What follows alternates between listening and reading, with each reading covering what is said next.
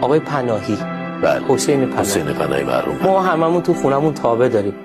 یه چیزی رو از مایتابه یهو به شما میگه، از تابه به شما میگه که تابه جهیزمون یادت میاد، تابه جهیزمون یادت میاد، با وفاتر از تو، با وفاتر از تو، سوخت با آتش فقری که مرا میسوزان، ساخت با چربی و چرک 7 و 7 نیمرو، دستش آب شد و رنگش رفت. بگذریم از گذر آن همه رویاهایش، حسرت دیدن فیلم، پختن پیتزاهایش.